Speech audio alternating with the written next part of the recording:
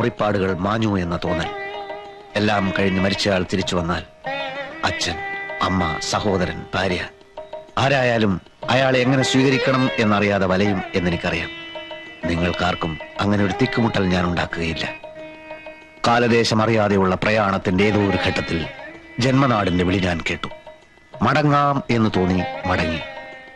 ഇവിടെ അടുത്ത് തന്നെ എന്റെ ശിഷ്യന്മാർ എനിക്കൊരാശ്രമം ഏർപ്പാടാക്കിയിട്ടുണ്ട്.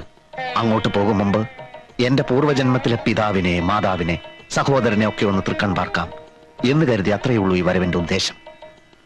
മോനെ കുഞ്ഞേഷ, ഇങ്ങനെ തീരിട്ടിക്കാൻ എന്നോട് ഞങ്ങൾ എന്ത് തെറ്റ് ചെയ്തു? ആരും തെറ്റു ചെയ്യുന്നില്ല, ശരിയും ചെയ്യുന്നില്ല.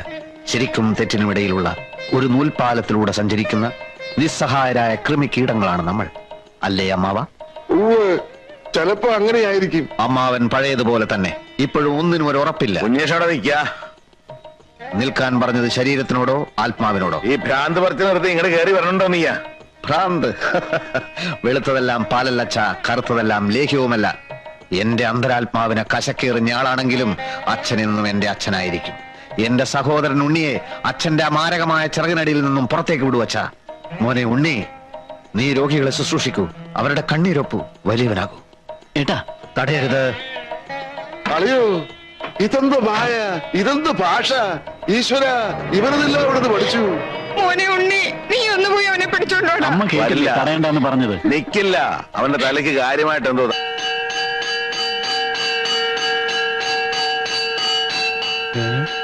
ഇതെന്താ ഇവിടെ?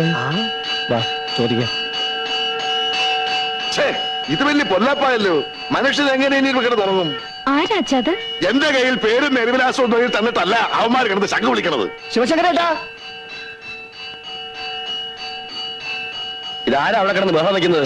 ഇത് എന്നോട് ചോദിച്ചാ ഞാൻ എന്താ പറയുക? നിങ്ങളുടെ സ്ഥലമല്ലേ ഇത്? അതെന്റെ സ്ഥലമല്ല, കൂമുളിലെ രാവുണ്ടേട്ടന്റെ ഭാഗത്ത് വരുന്നതാ. അവന്മാര് വാഴയൊക്കെ എടുത്താന്നാ തോന്നണേ. യവന്മാരെ അതറിയണേ, ആ ഭാഗം ചവിട്ടി തുറന്ന് അകത്തേക്ക് നോക്ക്.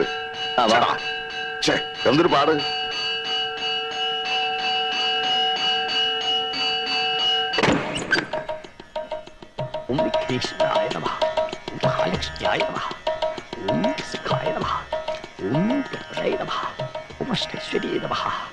ഗുരുതിജലാണ് സർവ പാപങ്ങളും സർവരോഗങ്ങളും വിട്ടകലും. തിരുമേനി, ഇതെന്താ ഏർപ്പാട്? ഓം തത് സവിതുർവരണ്യം ഭഗവദേവസ്യ ധീമഹി ധിയോ യോ ന പ്രചോദയാ. എന്നുവെച്ചാൽ പഞ്ചഭൂതാത്മകമാകുന്ന നമ്മുടെ ശരീരത്തിൽ വാതപിത്ത കഫം എന്നീ ത്രിദോഷങ്ങൾ കൊണ്ടുണ്ടാകുന്ന രോഗങ്ങളെ സിദ്ധ ചികിത്സാ പ്രകാരം സമൂലം ഉന്മൂലനം ചെയ്യുക എന്ന ഉദ്ദേശത്തോടെയാണ് ഞങ്ങളുടെ ആശ്രമം തുടങ്ങിയിട്ടുള്ളത്. സ്വാമി ബ്രഹ്മശ്രീ പരമാനന്ദ ഗുരുവിന്റെ പ്രഥമ ശിഷ്യനും സിദ്ധ ചികിത്സാ മാന്ത്രികനുമായ സ്വാമി കുഞ്ഞികൃഷ്ണാനന്ദയാണ് ഇവിടുത്തെ കർമ്മയോഗി.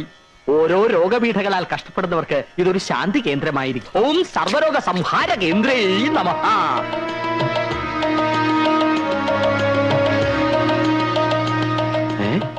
ഇത് നമ്മൾ മരിച്ചുപോയി എന്ന് പറഞ്ഞ കുഞ്ഞീഷ്ണല്ലേ?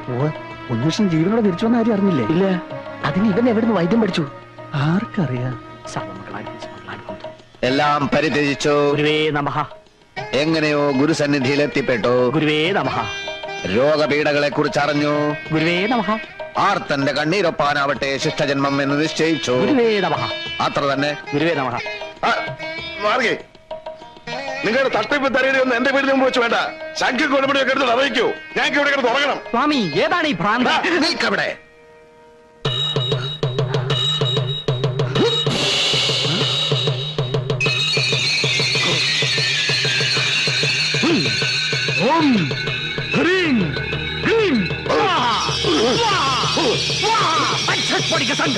പൊള്ളാച്ചിയിൽ ഏതോ സാമിയാരത്രേ വരം കൊടുത്തിരിക്കുന്നത്. പൊള്ളാച്ചിയിലും പോണ്ടിച്ചേരിയിലും സാമിയാരെന്നല്ല നമ്പ്യാരെ, സായിബാബയെന്നാ എനിക്ക് തോന്നണേ. വിഭൂതി എന്നെ പിടിച്ചെടുത്തത്. അതെന്തിനാ പറയണ ചങ്ങാതി? കാൽ കാശിന് വകയില്ലാതെ തെക്ക് വടക്ക് നടന്നോനാ മനുഷ്യന്റെ ഓരോ സിദ്ധികളെ. ഇത് സിദ്ധിയും ബുദ്ധിയൊന്നും അല്ലല്ലോ ചങ്ങാതി.